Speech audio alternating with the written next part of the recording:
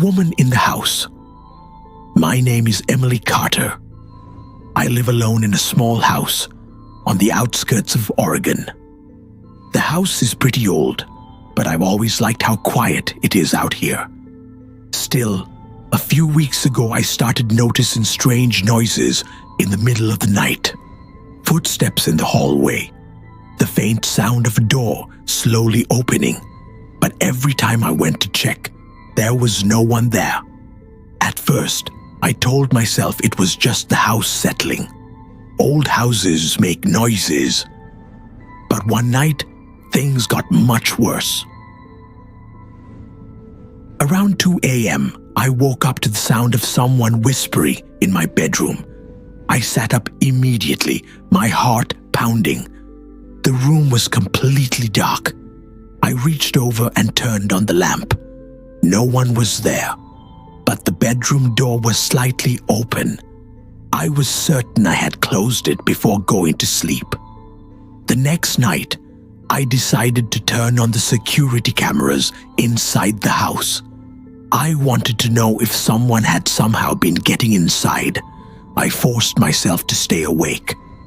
Around 3 a.m., I heard the footsteps again in the hallway. I slowly stepped out of my bedroom. The hallway was dark and silent, but at the very end of the hallway, I saw someone standing there, a woman, long hair, wearing a white nightgown. Terrified, I shouted, "Who are you?" As I started walking toward her, she vanished, just like that, as if she had never been there. The next morning, I checked the security camera footage. The video showed me stepping into the hallway at 3:07 a.m. Just like I remembered, I was staring toward the end of the hallway. But when I slowed the footage down, my heart almost stopped. In the video, there was no one standing at the end of the hallway, just me. I stared at the screen, trying to understand what I had seen. Then I noticed something that made my blood run cold. In the video, the woman wasn't standing at the end of the hallway. She was standing right behind me. But the camera didn't capture her body, only her shadow on the wall. And that shadow looked exactly like me.